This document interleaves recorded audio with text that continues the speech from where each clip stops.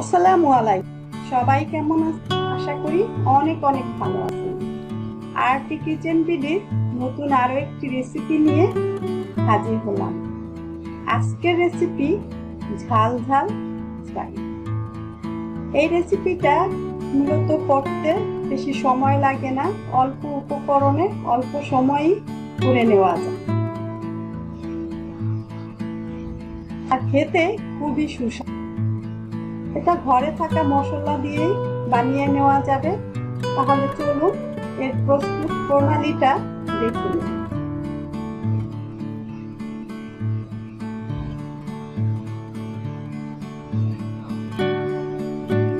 আমি এখানে 4 পিস আর ছোট ছোট 3 পিস চিকেন নিয়ে নিলাম। এখন এটাকে ম্যারিনেট করে নেব। এর জন্য আমি 1 টিস্পুন আদা রসুনের পেস্ট দিয়ে দিলাম। দিচ্ছি 1 টিস্পুন টক দই। টক দইটা ঘরে থাকলে দিবেন, না থাকলে না দিলেও হবে। আর এখানে আছে 1.5 টিস্পুন লাল মরিচের গুঁড়া। এটা যে যেভাবে ঝাল খাবেন সেভাবে দিবেন। এখানে আছে 1 টিস্পুন সয়া সস।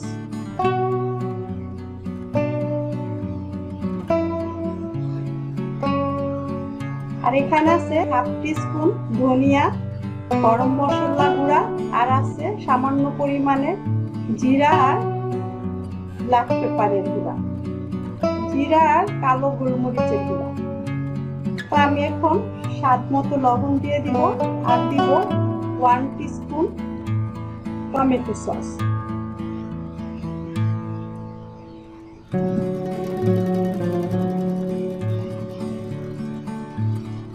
স্বাদ মতো লবণ দিয়ে দিলাম। এখন আমি এটাকে ভালো করে মেখে নিব। এটাকে 1-2 মিনিট ভালো করে মেখে নেবেন। মাখানোর ভিতরেও অনেক সময় অনেক জিনিসের স্বাদ আসে।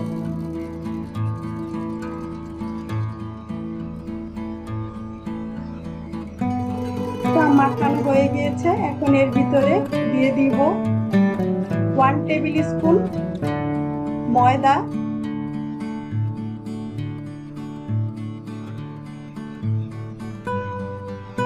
আর আছে 1 টেবিল স্পুন কর্নফ্লাওয়ার, সামান্য একটু বেকিং সোডা দিব।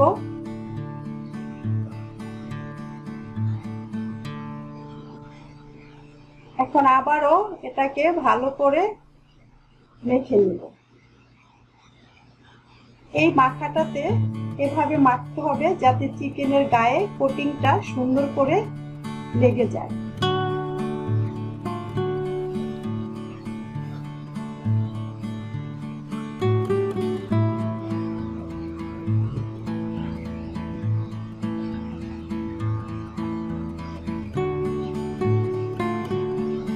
তো আমার মাখানোটা হয়ে গিয়েছে। এখন আমি এটাকে 2 মিনিটের জন্য ঢেকে রাখবো।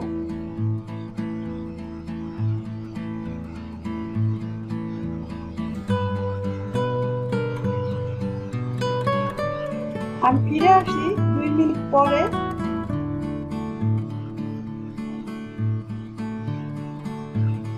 এখন আমি এই চিকেনের ভিতরে সাদা তিলটাকে ছড়িয়ে দিব। এটার গায়ে একটু ছিটিয়ে ছিটিয়ে দিব। এই তিলটা দিলে চিকেনটা খেতে আরো টেস্টি লাগে আর দেখতেও ভালো লাগে।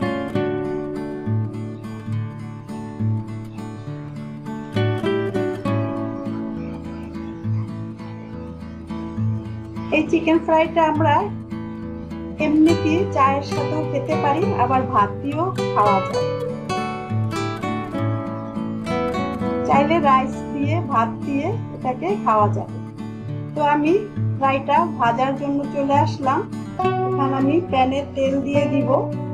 এখানে আমি আমার পরিমাণ মতো তেল দিয়ে দিচ্ছি, আপনারা আপনাদের পরিমাণ মতো তেল দিয়ে দিবেন। ফ্রাই সাধারণত ডুবো তেলেই ভাজতে হয়, তারপরেও যে যার মতো করেই ভাজবো।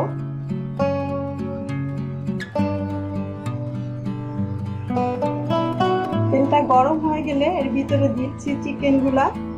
এখন আর কোনো কাজ নেই, এখন শুধু এটাকে আর এটাকে নেড়ে চেড়ে ভেজে নেওয়ার পালা। এটাকে এখন এপিট ওপিট করে ক্রিস্পি করে ভেজে নিব। এজন্য প্রায় 7-8 মিনিট, 10 মিনিটও লাগতে পারে চিকেনটা ভাজতে। তাহলে আমরা চিকেনটাকে একটু পিট করে ভেজে নিচ্ছি।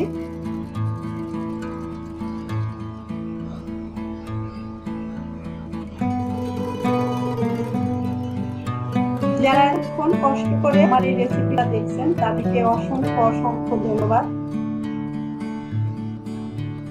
আমার এই রেসিপিটা যদি এতটুকু ভালো লাগে তাহলে অনুরোধ রইল আমার চ্যানেল সাবস্ক্রাইব করবেন। আর নতুন রাঁধুনিদের যদি এতটুকু উপকারে আসে তাহলেই আমার সার্থকতা।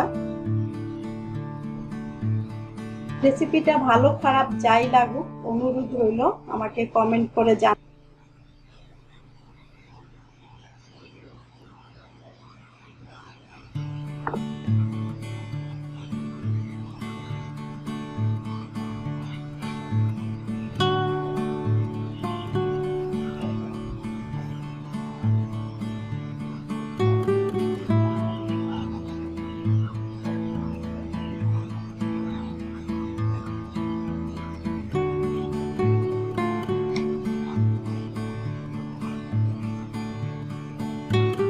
এটা আমার চিকেনটা ভাজা হয়ে গিয়ে এখন আমি এটাকে উঠিয়েছি। আজ এখানেই বিদায় নিব। সবাই ভালো থাকবেন, আবারও দেখা হবে নতুন কোনো ভিডিওতে, আবারও কথা হবে। সে পর্যন্ত সবাই ভালো থাকবেন। আল্লাহ হাফেজ, আসসালামু আলাইকুম।